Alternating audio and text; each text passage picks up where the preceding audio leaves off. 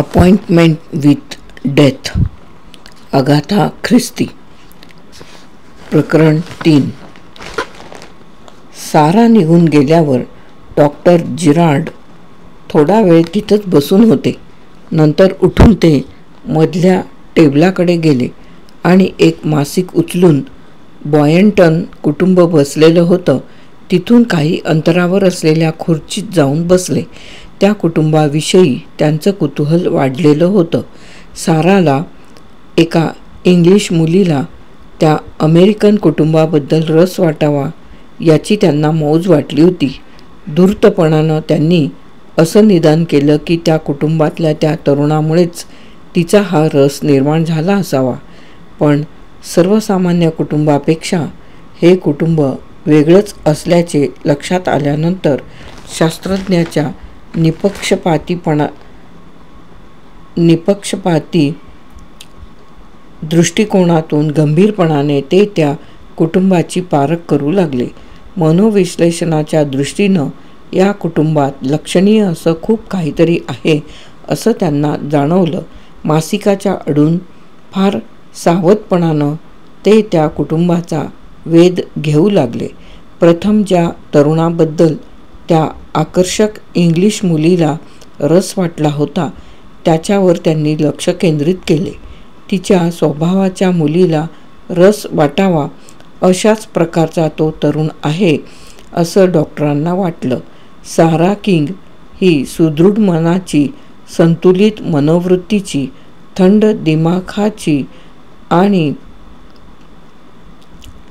दिमागाची आणि दृढनिश्चयी मुलगी होती.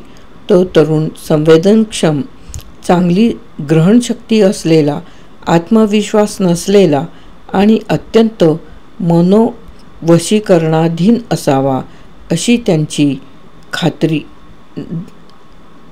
झाली. मनोविश्लेषकाच्या दृष्टीने पाहता त्यांच्या असे लक्षात आले की तो या क्षणाला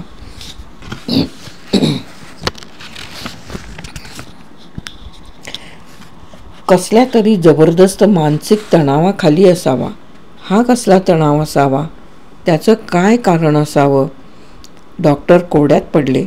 ठणठणीत प्रकृतीचा हा तरुण सफरीचा आनंद लुटण्यासाठी परदेशात आलेला असताना मानसिक संतुलन बिघडण्याइतका तणावाखाली का असावा? डॉक्टर कुटुंबातल्या इतरांच्याकडे वळले. ती काळपट तांबूस रंगाच्या केसांची मुलगी त्या तरुणाची बहीण असावी हे उघडच दिसत होतं. त्यांच्या दिसण्यातलं साम्य सहज लक्षात येत होतं. ही मुलगीसुद्धा मानसिक तणावाखाली होती. तिच्या हालचालीत अस्वस्थपणा होता. ती संशयानं बावरलेल्या नजरेनं सर्वत्र पाहत होती.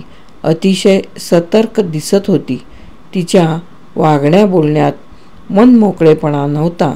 तिला कशाची तरी भीती वाटत असावी. त्यांच्या संभाषणातले काही भाग डॉक्टरांच्या कानावर पडत होते. आपण सॉलोमनच्या घोडशाळा पाहायला जाऊया का? आईला फार त्रास होईल का?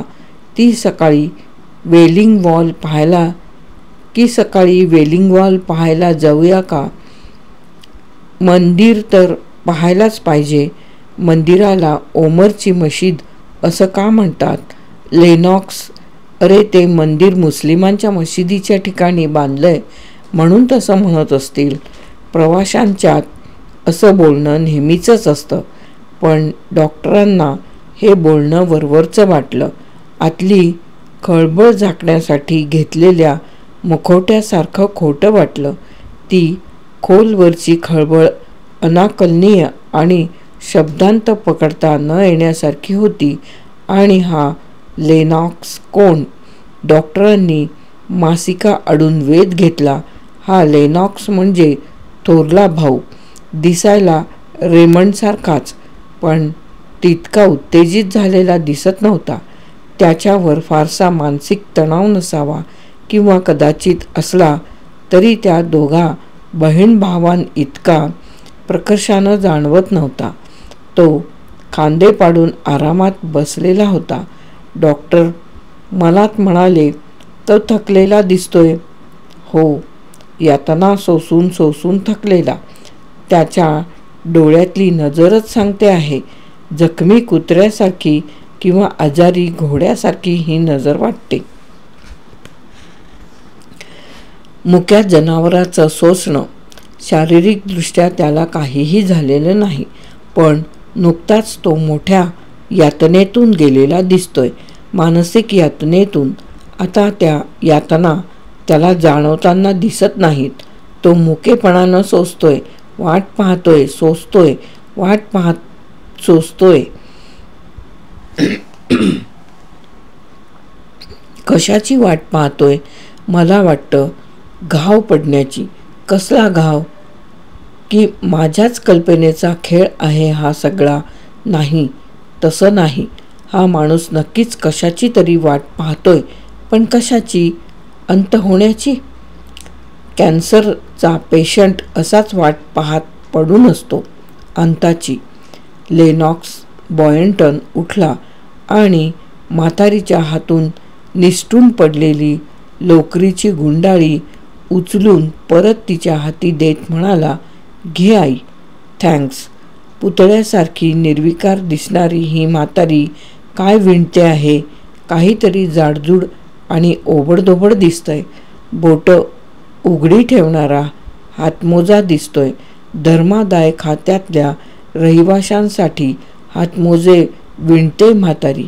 डॉक्टर आपल्या कल्पनेच्या भराऱ्यांना हसले. नंतर त्यांचं लक्ष कुटुंबातल्या सर्वात लहान मुलीकडे गेलं. काळसर लालसर केसांची ही मुलगी 19 वर्षांची असावी. ती स्वतःशीच हसत होती. ते हसणं विचित्र वाटत होतं, थोडंसं अमानवी वाटत होतं. तिचे दोन्ही हात टेबलाखाली होते. डॉक्टर जिथं बसलेले होते तिथून त्यांना ते हात दिसत होते. छोट्याशा हातरुमालाचे ते हात फाडून तुकडे तुकडे करीत होते. अगदी लहान लहान तुकडे, चिंध्या. ते पाहून डॉक्टरांना धक्का बसला. भयानक धक्का बसला. जगाशी संबंध नसलेलं, दूरदूरच्या पोकळीत पाहत केलेलं ते हास्य, ते पुतळ्यासारखं स्तब्ध बसलेलं शरीर आणि विध्वंसात व्यस्त असलेले ते हात. प्रकरण 3 येथे समाप्त. अपॉइंटमेंट विथ डेथ, अगाथा ख्रिस्ती.